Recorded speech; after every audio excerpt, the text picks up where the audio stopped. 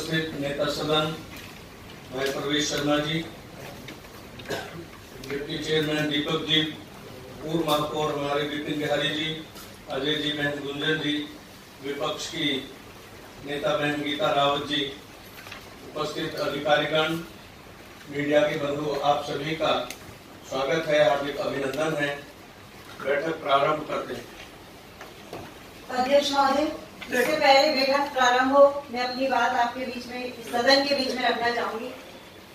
अध्यक्ष महोदय, जिस तरह से एक अधिकारी नेता विपक्ष के कमरे में घुसता है और उससे बदतमीजी करता है, वो एक ऐसा अधिकारी जिससे केवल पक्ष नहीं विपक्ष के पार्षद भी बहुत परेशान है। नॉर्थ जोन के लगभग सभी पार्षदों ने ऐसे अधिकारी के खिलाफ हमेशा शिकायत भी करी है, उसके भ्रष्टाचार को उजागर भी किया है। एक ऐसा अधिकारी जो बिना इजाजत के नेता विपक्ष के कमरे के अंदर घुसता है और उनको धमकाता है। आज भले ही अगर नेता विपक्ष की बारी हो सकता है कल आपकी बारी भी हो। पक्ष में बैठे नेता सदन भाई परवेश जी की भी बारी हो, किसी की भी बारी हो सकती है। तो मैं चाहती हूँ ऐसे अधिकारी के खिलाफ सख्त से सख्त कार्रवाई की जानी चाहिए। 56J के अंतर्गत ऐसे अधिकारी को सेवानिवृत्त करना चाहिए।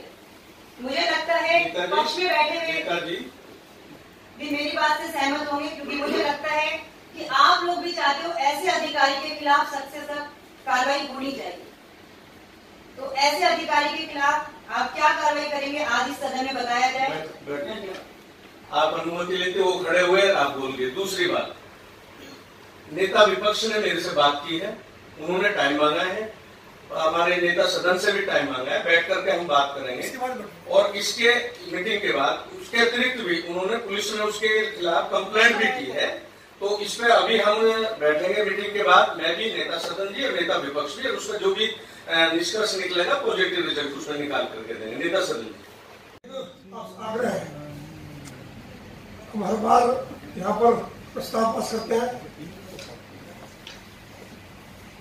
पिछले 3.5 साल से मैं चेयरमैन भी रहा हूँ, स्टैंडिंग कमेटी का मेंबर भी रहा हूँ और फिर दोबारा मेंबर हूँ। जो भी विषय यहाँ के सम्मानित पार्षद हमारे मेंबर स्टैंडिंग कमेटी, पूरे किसी भी निगम की सबसे मजबूत कमेटी, पॉलिसी मेकर कमेटी और डिसीजन लेने वाली कमेटी स्टैंडिंग कमेटी होती है। 3.5 साल के अंदर आज तक एक भी विषय जो स्टैंडिंग कमेटी में उठाया गया उसके बारे में ना तो अगर जवाब दिया गया कभी सदन के अंदर, न ही कोई उचित कार्रवाई की गई हमारे प्रस्तावों पर। मेरा आपसे आग्रह है, पिछले 2 मीटिंग पहले आग्रह किया था कि हाउस का क्या औचित्य है कुछ हमारे यहाँ बैठने का, अपनी बात रखने का। हम लोग जनप्रतिनिधि हैं, हमारा कोई भी विषय मेरा अपना नहीं है, दीपक जी का अपना नहीं है, विपिन जी का अपना नहीं है और बहन गीता जी का अपना नहीं है। जिन गंभीर विषयों पर हम यहाँ चर्चा करते हैं, प्रस्ताव लाते हैं,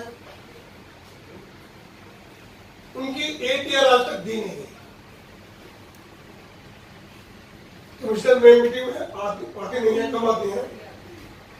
आज मेरे से बात करके गई, पहले बात नहीं, उसके बाद उन्होंने कहा था अगर बैठक खत्म होगी तो मैं आ जाऊंगी। मेरे से बात हो गई। नहीं, मेरा आपसे आग्रह नहीं है, मैं तो बेशक कल बुलाकर मुझे आपको एक बार, अगर इस कमेटी का कोई औचित्य है, इस जो सोशल कमेटी है, तो ये कमेटी की मीटिंग करी जाए, अदरवाइज नहीं। दूसरा, एक मेरा प्रस्ताव, केरल के अंदर हमारे यहाँ जो सफाई, हमारे जो अधिकारी हैं सफाई के, ASI, SI और उनके सुपरवाइजर्स, वो क्षेत्र में काम करते हैं, काम लेते हैं, अपने कर्मचारियों से काम भी करते हैं। उनका स्टेटस भी ASI, SI का होता है। लेकिन ना जिस तरह उनका सम्मान होना चाहिए, समाज में उनकी पहचान होनी चाहिए कि ये आदमी का ध्यान देना चाहिए। केरल के अंदर एक शहर है त्रिवेंद्रम, तो वहां पर जो वहां के कर्मचारी हैं, जो कर्मचारी मीन्स अधिकारी, उनको अलग वर्दी दी गई है। उनका पूरा स्टेटस है, तो जो क्षेत्र में जाते हैं, जो जनता भी उनका सम्मान करती है, और कर्मचारी उनकी वर्दी है, पूरा बैज है उनका। तो हम चाहते हैं एमसीडी के अंदर भी जो हमारे सफाई के हमारे जो अधिकारी हैं उनको सम्मान मिले। ये हमारा प्रस्ताव है, क्योंकि पूर्वी दिल्ली नगर निगम में फील्ड स्टाफ को वर्दी दिए जाने का प्रावधान है, क्योंकि स्वास्थ्य विभाग, उद्यान विभाग, अभियांत्रिक विभाग एवं डैम्स विभाग आदि के फील्ड स्टाफ को पूर्व में वर्दी दी जाती थी, क्योंकि वर्दी प्रदान करते समय बहुत सी तकनीकी टेक्निकल जो डिफॉल्ट थे उनकी वजह से वर्दी नहीं दी जा सकी, और इस प्रकार चलने के कारण विभाग वर्दी नहीं दे पा रहा फील्ड स्टाफ को। और फील्ड स्टाफ बार बार क्योंकि काम को चालू रूप से चलाने के लिए मांग कर रहा है, तो इसलिए स्टाफ को ये वर्दी मुहैया कराई जाए। उनको पैसा देते हैं वर्दी का, हम चाहते हैं कि वर्दी उनको हमारी जो हमारी यहाँ की जो विंग है एग्जीक्यूटिव विंग जो है वो उनको अलाउ करे वर्दी का। वर्दी का मेरे पास एक पूरा ये आया हुआ है, आप देखेंगे केरल का, वहाँ पर इस तरीके से वर्दी मिलती है। ये सही को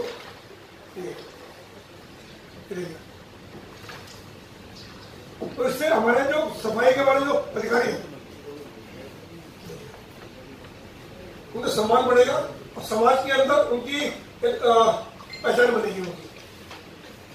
और जो केरल के अंदर कार्यरत सभी फील्ड सुपरवाइजरों को सफाई के वर्दी और वाला सेट दिया जाता है।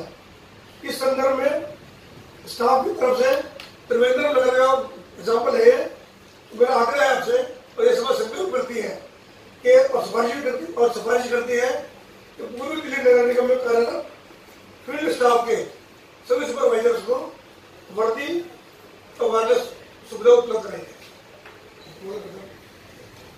आदरणीय चेयरमैन साहब, हमारे नेता सदन जी, दीपक जी, अजय जी, गुंजन जी, यहाँ सभी उपस्थित हमारे अधिकारीगण, हमारे मीडिया बंधु, विपक्ष की बहन,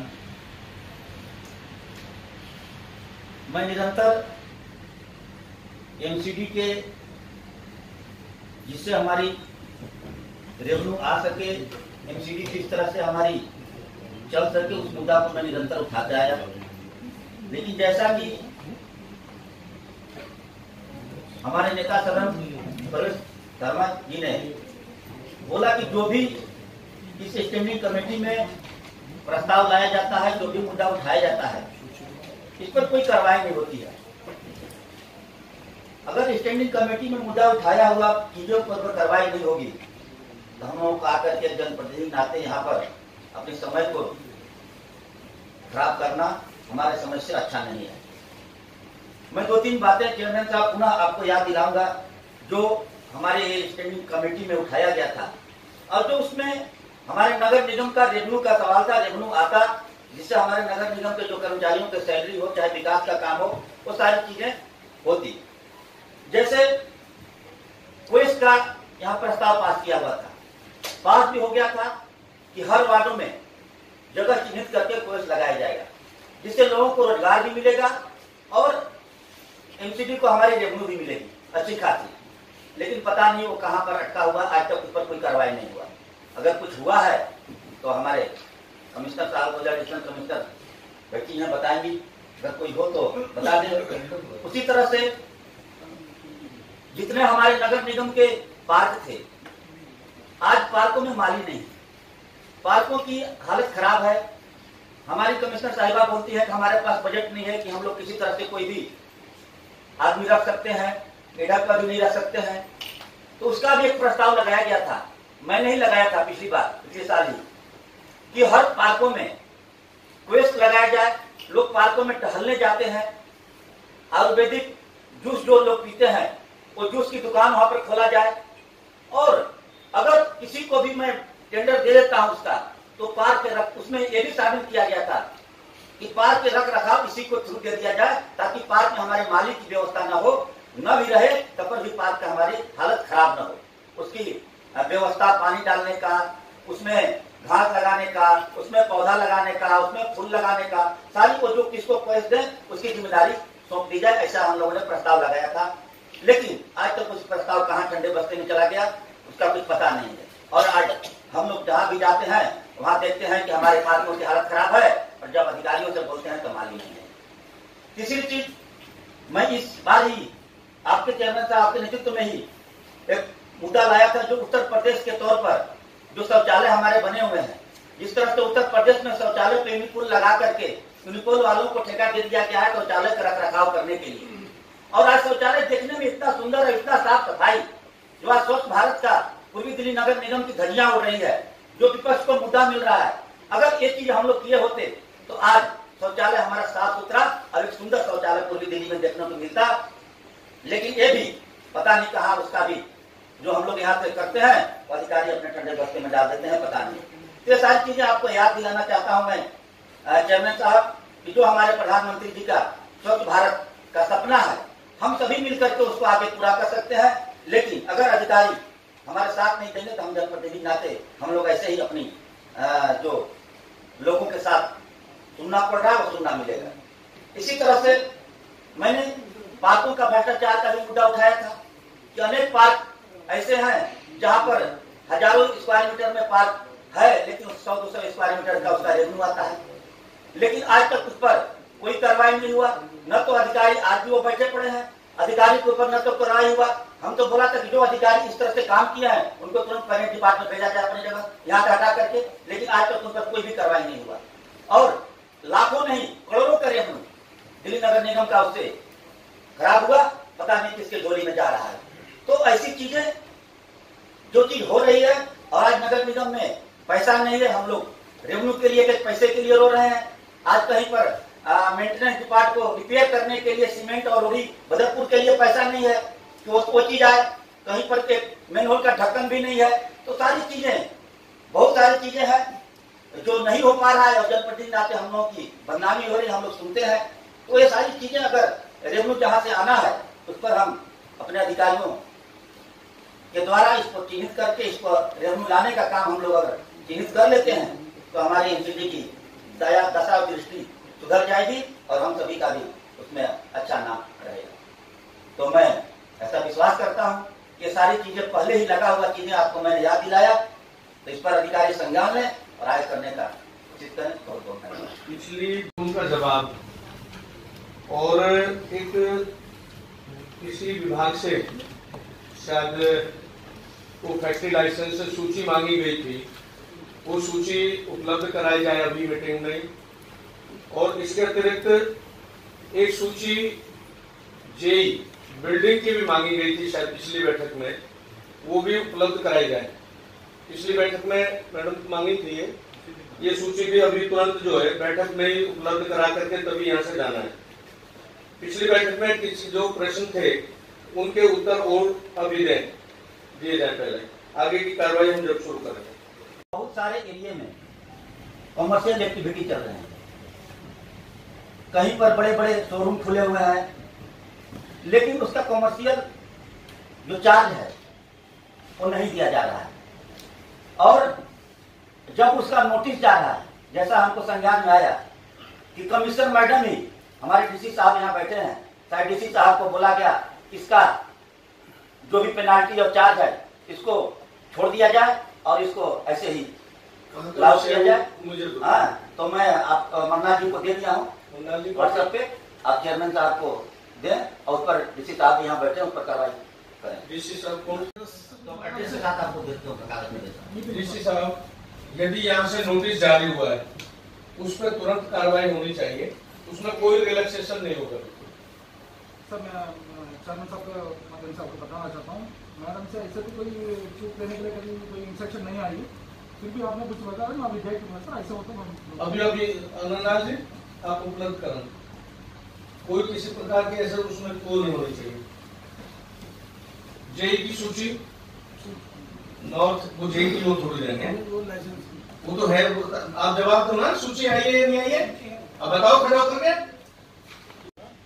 पिछली मीटिंग में एक तो ये मुद्दा था कि लिस्ट उपलब्ध कराई है जो स्टेप 1, 2, 3 में सील हुई है फैक्ट्रियाँ जी, उनकी सूची मैं लेके आया हूँ, अभी आपको दे दूँगा। और स्टेप 1, 2 और 3 ठीक है। सेकेंड इशू था ये 5/19 कृष्णा नगर की डीसीलिंग के बारे में। तो इसमें जोन से फाइल आई थी हमारे पास परमानेंट डीसीलिंग की, और वो उसी तरह से परमानेंट डीसीलिंग अप्रूव होके गई। तो उसमें जो फाइलें आती हैं जोन से, उसमें क्लियरली लिखा होता है कि टेम्पोररी डीसीलिंग करनी है या परमानेंट डीसीलिंग करनी है। तो इसकी डीसीलिंग के बाद इस पर एक्शन लेते हुए जो कंसर्न डिस्पेंसरी लोग थे उनके खिलाफ एक्शन हो रहा है, और इसको रीसील करा दिया गया 9 तारीख को। ठीक है। और स्टेप 1, 2, 3 की सूची अभी मैं दे दूँ, अभी बैठक के बाद में सूची दे दी साउथ में अभी मीटिंग चेयरमैन साहब से माध्यम साहब को बताना चाहता हूँ मैं डीसी साहब उसमें सूची हो और कब से वो काम कर रहे हैं, उसमें एक बात का ध्यान रखें, कहीं उनका वार्ड चेंज होगा और फिर आप डेट लिख दें कि अभी करंट डेट से जोन में हाँ, काम किया वो जोन में बिल्डिंग में किस डेट से काम कर रहे हैं, ये सूची उसमें आनी चाहिए। ठीक है सर, थैंक यू। एक के पास 5 वार्ड है, ऐसे वार्ड और उस डेट का भी एक डेट को वार्ड 39 से 37 में, 37 से 38 में, 38 से 62 में, 62 से 1 में, 38 में, ये पूरा जो सिस्टम है, इसीलिए हमने सूची मांगी है, इसीलिए मांगी है हमने सूची, उसके ऊपर मुझे पता नहीं कौन कौन है। कुछ ऐसे कर्मचारी हैं जो ड्यूटी पर नहीं आ रहे और वो एसओ उनसे क्या साठगांठ है ये मुझे पता नहीं है। जो भी एसओ है उनको तुरंत इंटर जोन ट्रांसफर किया जाए, तुरंत किया जाए उनका एसओ का, जो भी ऐसे एसओ है, और लिखित में भी कंप्लेंट है और बाई नेम भी है, मैं बोल नहीं रहा हूं नाम सुन के। चलिए तो उसमें तो एक विषय पे बता दिया केडी वर्मा जी ने कि अभी लिस्ट जो है वो मुझे इसके बाद कोई बात नहीं। दूसरा मेरा विषय था ये कि जो मैंने ये 5/19 की सीलिंग के बारे में विषय रखा था उनको दोबारा सील कर दिया गया और अधिकारी पे जिन्होंने बताया। लेकिन मेरा एक बात और कहना जी उस विषय पे, जब जी मेरी बात सुनूंगा, एक चीज जोन से यहाँ पर आई, उस फाइल को यहाँ पर आने में जो भी उस पर अधिकारी हैं वो सभी दोषी होंगे, किसी एक या दो को चिन्हित करके कोई एक्शन ना हो। मैं चाहता हूँ कि उस पर सभी अधिकारी जितने साइन है, सुनिए, उस विषय पर कार्रवाई हुई है, आप उसको मुद्दा ना बनाए। मुद्दा नहीं बन रहा जी, आप अगली बात पे जाओ, मैं छोड़ दो मुद्दा में कोई भी नहीं कर रहा। मैं कहना चाहता हूँ कि उसमें जो भी अधिकारी दोषी थे, हाँ ठीक है, सबके खिलाफ कार्रवाई होनी चाहिए, किसी एक के ऊपर होनी चाहिए। और एटीआर की मैं वो आगे एटीआर मैंने कह दिया, आपके सामने बोल दिया अधिकारी ने। अब मैं प्रस्ताव रखना चाहता हूँ, क्योंकि भारत सरकार के अध्यादेश के अनुसार स्वास्थ्य विभाग में कार्यरत चिकित्सकों को सेवानिवृत्ति की आयु सीमा को बढ़ाकर 65 वर्ष कर दिया गया है और तदनुसार पूर्वी दिल्ली नगर निगम में कार्यरत स्वास्थ्य विभाग में कार्यरत चिकित्सकों को भी यह सुविधा प्रदान की गई है। क्योंकि अध्यादेश के अनुसार ये चिकित्सक प्रशासनिक दायित्वों को निर्वहन 62 साल की आयु तक कर सकते हैं। क्योंकि इन चिकित्सकों को शेष सेवा अवधि को चिकित्सीय कार्य में व्यतीत करना होगा। क्योंकि इन चिकित्सकों को वर्तमान में बड़े बड़े अस्पतालों में लगाया है। क्योंकि इन चिकित्सकों की अनुभव के आधार पर सबसे ज्यादा आवश्यकता पॉलीक्लिनिक तथा डिस्पेंसरी में होती है। क्योंकि नए चिकित्सकों को अनुभव लेना होता है तो उन्हें बड़े बड़े अस्पतालों में लगाया जाए ताकि सीनियर चिकित्सकों के सानिध्य में अनुभव ग्रहण कर सकते हैं। अतः स्थायी समिति की यह सभा संकल्प करती है और निगम से सिफारिश करती है कि 62 वर्ष के उपरांत सभी चिकित्सकों को केवल पॉलीक्लिनिक तथा डिस्पेंसरियों में ही लगाया जाए। मैं इस प्रस्ताव का अनुमोदन करती हूँ। अभी तक हमारी टोटल 5 मीटिंग हुई है, जिसमें से 3 मीटिंग में कमिश्नर मैडम अनुपस्थित रही। अक्सर हम सदन में भी देखते हैं कमिश्नर मैडम अनुपस्थित रहती है, तो मुझे लगता है या तो उन्हें कोई दिलचस्पी नहीं है इस मीटिंगों की, तो इस पर जरूर एक आप संज्ञान लीजिए कि आइंदा ऐसा ना हो, क्योंकि अगर उनका टाइम कीमती है तो हम जनता के चुने हुए प्रतिनिधि, हमारा टाइम उनसे ज्यादा कीमती है। इसमें मैडम अभी एलजी साहब के साथ जब मैडम का पता ही हो, अब ये LG अगर साहब- कमिश्नर मैडम से मिलने जाओ तो उनके पास टाइम नहीं है, ये वो अलग जब भी मिलने जाओ तब भी टाइम नहीं है। यहाँ मीटिंग में कमिश्नर मैडम नहीं आती, हाउस में कमिश्नर मैडम नहीं आती। मीटिंग चल रही थी, वर्चुअल बैठक थी, उन्होंने मुझे कहा इसके लिए मैं उपस्थित तो आप हूँ। मीटिंग स्थगित कर देते हैं ना, नहीं, फिर आधे सवाल तो हमारे कमिश्नर मैडम से फिर होते हैं। आप ही कहते हो कि होता है ना जी। अब ऐसा नहीं होता ना, हमारी हमेशा मीटिंग- 5 हमारी- मीटिंग में से 3 मीटिंग और हमारी हर मीटिंग की सूचना एलजी साहब को नहीं होती, या आपकी विधानसभा को नहीं होती, या मुझे सेक्रेटरी को नहीं लगता होती। है ये मैडम अपनी हमारी जिम्मेवारी नहीं समझती है। नहीं, ये हमारी साप्ताहिक बैठक चलती है तो चल रही है, उसमें दूसरा- जाना भी पड़ सकता है। आप भी एबसेंट हो सकते हो, मैं भी हो सकता हूँ। हम तो नहीं, 5 मीटिंग में प्रेजेंट है, रजिस्टर देखिए आप। और अलका जी है, कोई जिम्मेदार अधिकारी है हमारी को। अध्यक्ष महोदय, अभी बड़े भाई परवेश वर्मा जी ने एक केरल के जो हमें दिखाया अभी कि एसआई की ड्रेस इस तरह से होनी चाहिए, तो बड़े भाई से मैं बोलना चाहूंगी, अगर आप ये जानकारी लेते कि केरल वाले किस तरह से अपने कर्मचारियों को तनख्वाह दे रहे, तो मुझे लगता है वो ज्यादा अच्छा होता, क्योंकि ड्रेस से पेट नहीं भरता। आज कर्मचारियों को 2-2, 3-3 महीने से तनख्वाह नहीं मिली है, बड़े शर्म की बात है। बड़े शर्म की बात है, स्वामी दयानंद हॉस्पिटल से एक स्टाफ का फोन मुझे परसों आया और वो लेडी रो रही थी फोन पे। उसने मुझे बोला है कि मैडम मुझे पता चला आप स्टैंडिंग के सदस्य हो, मैं आपके नेता विपक्ष से भी मिलना चाहती हूँ, मुझे आप टाइम दिए। आप छोड़ दीजिए एनसीडी, आप एनसीडी छोड़ दीजिए। आप 15 साल से एनसीडी में क्या करा आपने? आप 15 साल से एनसीडी में आपने क्या करा? अगर आप मतलब फंड दिलवा दीजिए तो आप क्या बोल रहे हैं एनसीडी में?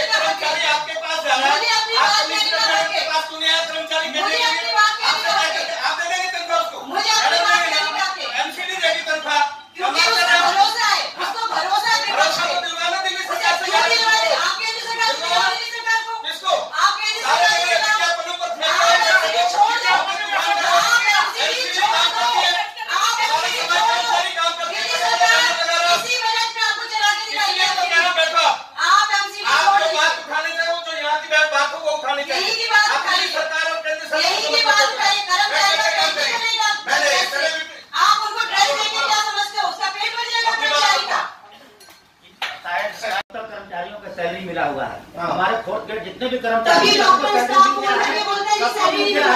तभी डॉक्टर स्टाफ बोल करके बोलता है सैलरी नहीं मिला। मेरे फोन में रिकॉर्ड है। 10 मिनट में 10 मिनट में 10 मिनट में डालिए बात का सैलरी बढ़ाते हैं किसी का काम करें बढ़ाते हैं वो काम कर रहे हैं आप बैठो चलो अध्यक्ष महोदय मेरी बात अभी खत्म नहीं हुई है। आप बात थोड़ी कर रहे हो आपको जो है पूरी बात करें। आपके 5 पार्षद खड़े होकर चिल्ला रहे हैं वो बात हो रही है। धन्यवाद अध्यक्ष महोदय। मुझे अपनी बात पूरी रखने का मौका दीजिए। तो मैडम बात करो बात ही करें। मैंने सही बात बोली मैंने कुछ गलत सही नहीं बोला आपने मैंने ये बोला है कि आप क्यों नहीं सोचते कि किस तरह से हम अपने कर्मचारियों को सैलरी दें किस तरह से इनकम ऑफ सोर्स हम अपनी जब आप चेयर की बात नहीं सुन रहे तो आप किसकी बात सुनकर कहाँ सुन रहे हैं सर चेयर भी अगर पक्ष विपक्ष में रहेगा तो उसकी बात नहीं सुनेगा। मैं कह रहा हूँ आप कर रहे हैं वहाँ पर बैठ के अंदर। आपको नहीं चलो अध्यक्ष महोदय जिस तरह इस बार हाउस टैक्स हम कैंप नहीं लगा पाए कोरोना के चक्कर में तो मैं जानना चाहती हूँ कि हाउस टैक्स में इस तरह से किस तरह से मतलब हम पब्लिक से हम लोगों ने हाउस टैक्स वसूला इसका भी एक विवरण दिया जाए। और क्योंकि एकमात्र ये भी एक सोर्स है कि जिससे एमसीडी को इनकम ऑफ सोर्स मिलती है तो इसके बारे में भी विवरण दिया जाए। और दूसरा जैसे ही अभी औरों ने भी अपने मुद्दे बताए कि हमने जो बात रखी थी और आपने हमारी बातों का जवाब नहीं दिया तो मेरा भी एक मुद्दा था जो कि पिछले 5 मीटिंगों से चल रहा है। जिस फैक्ट्री में आग लगी थी मैं भी चाहती हूँ सारे दोषी कर्मचारियों को अधिकारियों को कड़ी से कड़ी सजा मिले या उन पे कार्रवाई हो। धन्यवाद।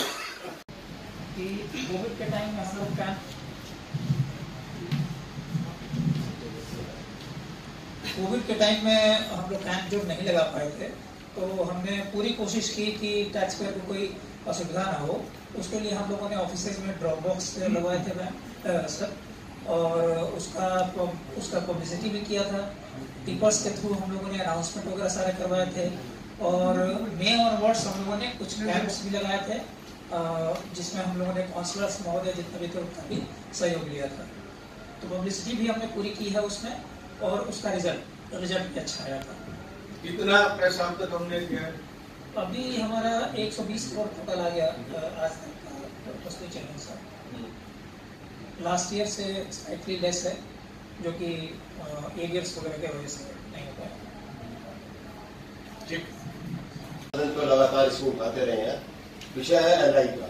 आपने इस संदर्भ में अभी थोड़ा सा गाइडलाइन दी भी है परंतु ये विषय पिछली 31 अगस्त की बैठक में भी आया था हमारी इसी मीटिंग में आया था।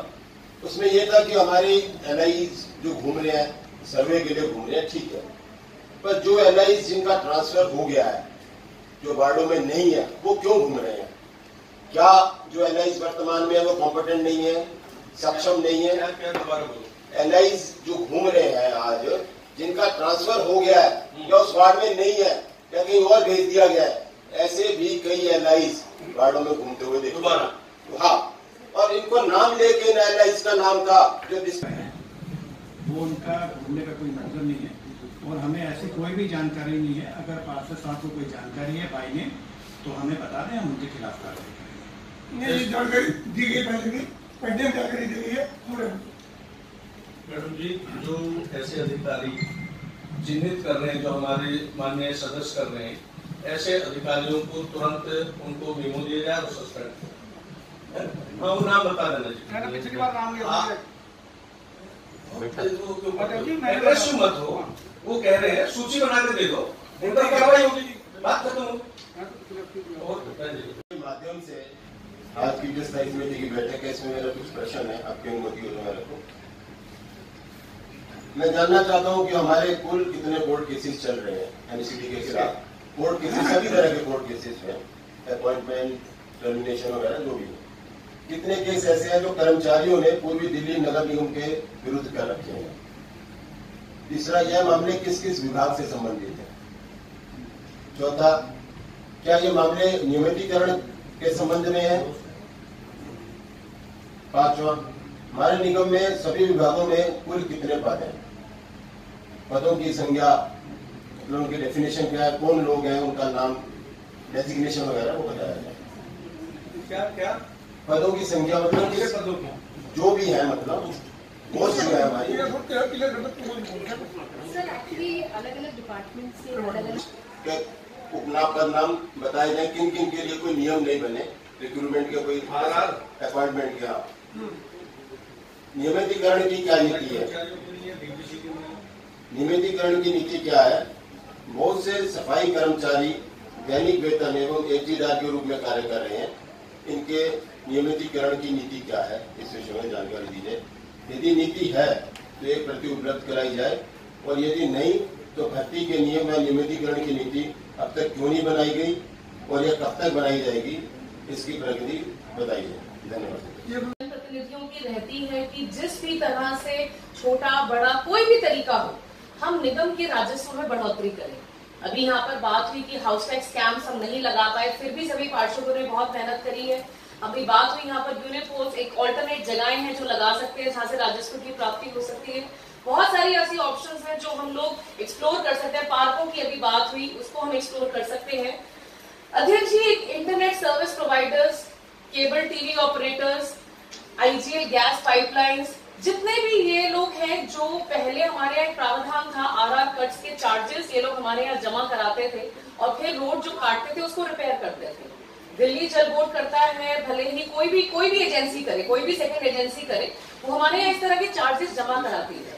बट रिसेंटली अभी अमूलन ये देखा गया है कि इन लोगों की यूसेज बढ़ रहा है, इनका कस्टमर बेस बढ़ रहा है। जहां इनको जैसी जरूरत पड़ती है, हम सभी जानते हैं जंक्शन बॉक्स से अंडर अर्थ लोग केबलिंग करते हैं, अंडर वायर केबलिंग करते हैं, फिर वहां से ये केबल खंभों से होते हुए, हमारे पार्कों से होते हुए, हमारे पेड़ों से होते हुए, जिसको भगवान भला करे, जहां जगह मिले, जाली के ऊपर, टॉयलेट्स के ऊपर, जहां जगह मिले, हमारे लाइट पोल्स के ऊपर से ये तारे जाती हैं।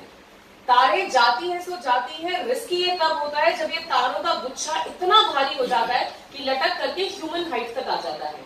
बहुत सारे एक्सीडेंट्स इसमें देखे गए हैं, हम सभी के नोटिस में ये चीजें आती हैं, अखबार में आए दिन खबरें छपती हैं। अध्यक्ष जी, मेरा आपसे कहना यह है कि हम दो काम करें। या तो हमारे जो क्षेत्र के जेई हैं उनको ये हम एक प्रिविलेज दें, एक कैंची लें और वो सारी तारें ही काट दें, क्योंकि उसके बाद जब ये तारें लगेगी तो तमीज से पाइपिंग करके, उसकी टेपिंग करके, वायरिंग करके, बाइंडिंग करके ये लोग लगाएंगे। और सेकेंडली, नहीं तो हम एक मुश्त इनके ऊपर लगाएं, क्योंकि ये जब भी लगाएंगे ये हमारा ईडीएमसी का ही कोई ना कोई जगह यूज करेंगे। वो केबलिंग करने के लिए, अपना जंक्शन बॉक्स टांगने के लिए, राउटर टांगने के लिए, वो हमारी ही किसी ना किसी जगह का इस्तेमाल करेंगे।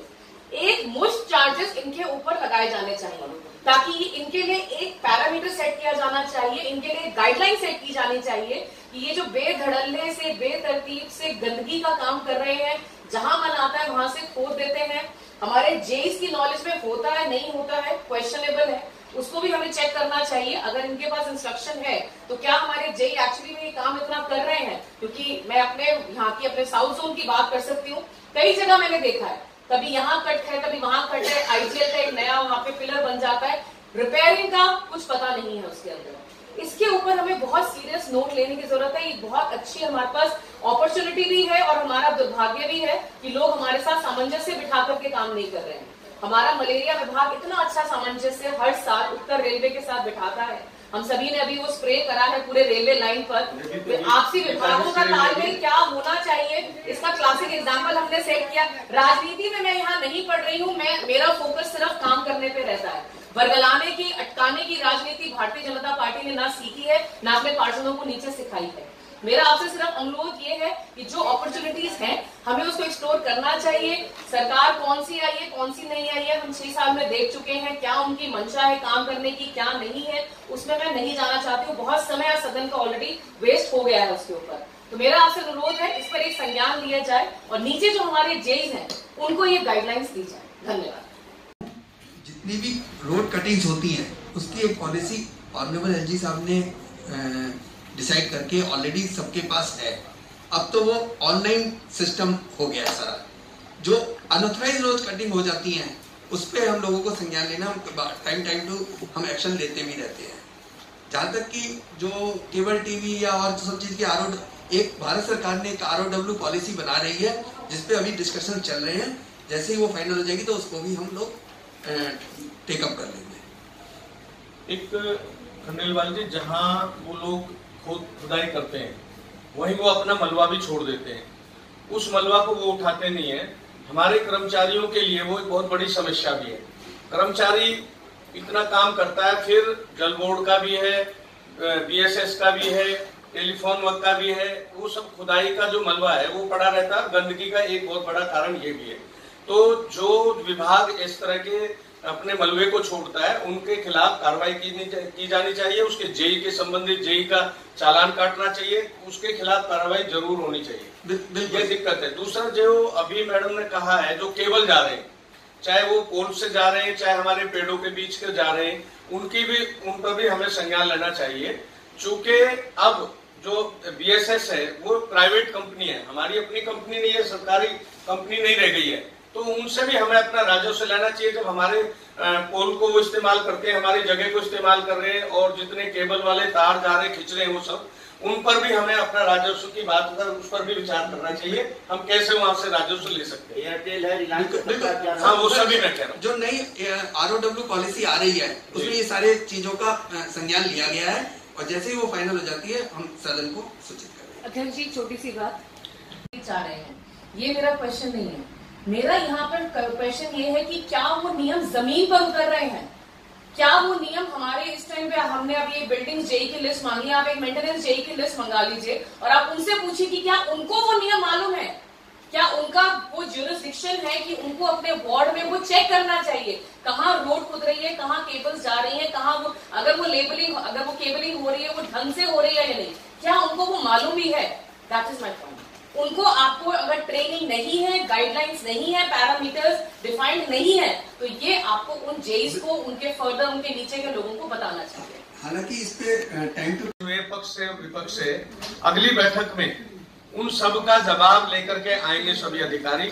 कल ये नहीं हो कि जैसे अभी कहते अभी दे देंगे, थोड़ी देर में भेज देंगे, ऐसा कोई भी वो नहीं होना चाहिए।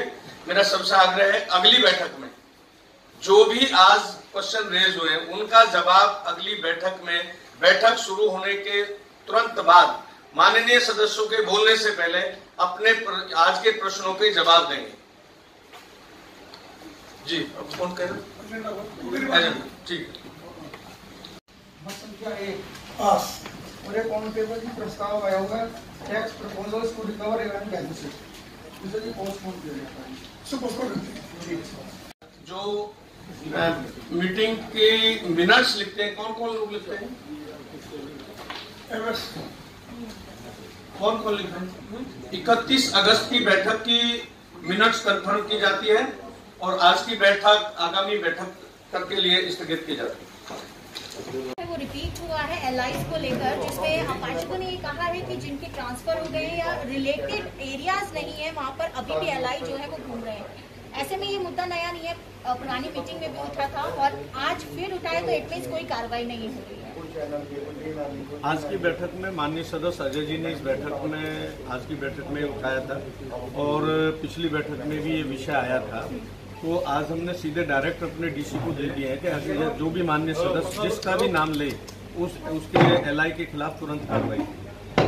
लेकिन लग नहीं रहा कि अधिकारी जो है उनकी मनमानी बढ़ रही है। जिस तरीके से नेता विपक्ष ने आरोप लगाए हैं और उनके साथ जो कुछ भी हुआ है, गीता रावत जी ने भी यहाँ पर उठाया उस मुद्दे को, लेकिन बहुत लाइटली लिया जा रहा है। मैडम, ये लाइटली विषय नहीं है। आज नेता सदन जी ने व्हाट्सएप पर मुझे ये सूचना दी है कि वो मेरे दफ्तर में आए और अचानक आने के बाद उन्होंने गाली गलौज करी, ये करी वो करे। पहले तो ये मुझे समझ से बाहर है। फिर भी ये एक हमारे साथी के साथ इस तरह की घटना हुई है और हमने अभी, उन्होंने टाइम मांगा है, अभी हम वो उनको बुला करके नेता विपक्ष और हमारे नेता सदन और मैं और मेयर साहब के साथ इस विषय पर मीटिंग होगी। अगर वो अधिकारी उसमें दोषी है तो तुरंत उसके खिलाफ अभी कार्रवाई की जाएगी। उन्होंने पुलिस में भी रिपोर्ट शायद की है। चेतराम मीना। अच्छा, प्रॉपर्टी टैक्स की बात कर लेते हैं। प्रॉपर्टी टैक्स के विषय में 3 बार जो है वो आगे एक्सटेंड किया गया, लेकिन इस बार जो है 4थी बार चल रहा था। क्या वो एक्सटेंड हो चुका है? अगर हुआ है या नहीं भी हुआ है तो अभी तक का क्या रेवेन्यू है और क्या निगम के खाते में इतना पैसा आ चुका है कि उससे कर्मचारियों की जो सैलरी है वो दी जा सके? निगम के जो कर्मचारी हैं उस रेवेन्यू से उनकी सैलरी की पूर्ति नहीं हो सकती और पिछले वर्ष के मुकाबले में वो रेवेन्यू कम है। 1,20,00,000 के आसपास शायद उन्होंने अभी बैठक में बताया था। लेकिन लॉकडाउन होने के बावजूद इतना रेवेन्यू आना, वो चाहे छूट के कारण हुआ है, जैसे भी हुआ है, लेकिन ये बहुत बड़ी बात है। लोगों के रोजगार बंद हो गए, व्यापार बंद हो गए, काम धंधे बंद हो गए और जो लोग दिल्ली में अपना काम करते थे, रोजगार करते थे, नौकरी करते थे, प्राइवेट नौकरी करते थे, लाला की नौकरी करते थे, वो ज़्यादातर लोग दिल्ली छोड़ के अपने गांव चले गए। ये भी एक बहुत बड़ा कारण रहा है। और मैं समझता हूँ फिर भी टैक्स, जो प्रॉपर्टी टैक्स है, वो जितना भी आया है वो बेहतर स्थिति में है मेरे अनुसार, कम नहीं है लॉकडाउन के बावजूद और लोगों के कम रहने के बावजूद। लेकिन फिर भी जो टैक्स पेयर है उसकी संख्या कम हुई है। उसका कारण यही है कि लोग दिल्ली छोड़ करके जा चुके हैं। जो छूट मिली थी क्या उसे कंटिन्यू किया गया है? 4th टाइम इसे आगे इस बार 1 महीने के लिए उसको और हमने छूट को बढ़ाया है। इसके बाद 30 तारीख के बाद देखेंगे क्या होगा।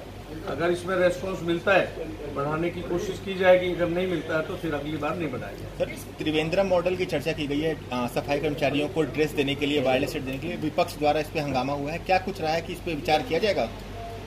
जो त्रिवेंद्रम की तर्ज पर सफाई कर्मचारियों को या कर्मचारियों को यूनिफॉर्म की बात है, एक्चुअल में सही बात तो ये है कि रेवेन्यू हमारे पास नहीं है। जो फाइनेंशियल स्थिति है पूर्वी दिल्ली की, वो बिल्कुल बहुत कमज़ोर है और जो फंड हमें दिल्ली सरकार से मिलना चाहिए, जो हमारे हिस्से का मिलना चाहिए, वो हमें प्रॉपरली मिल नहीं रहा है। और वो आरोप लगा देते हैं कि दिल्ली सरकार को केंद्र सरकार फंड नहीं दे रही है। अब जो बात हम कहते थे उन्होंने ये कहना शुरू कर दिया है कि हमें केंद्र सरकार की तरफ से वो नहीं मिल रहा है। और हमारा करने को तो मन ये करता है कि हम दिल्ली को पता नहीं क्या क्या कर दें, लेकिन दिल्ली सरकार वास्तव में, आप सब भी जानते हैं और सारी दिल्ली जानती है, सारे पॉलिटिकल विंग और ऑफिसर जानते हैं कि दिल्ली सरकार जो हमारे हिस्से का पैसा है वो हमें दे नहीं रही है कायदे से। आज भी लगभग मेरे ख्याल से 3300 करोड़ रुपया बकाया उनके ऊपर है, उसको वो नहीं दे रहे। सारे मद उनको जीरो कर दिए।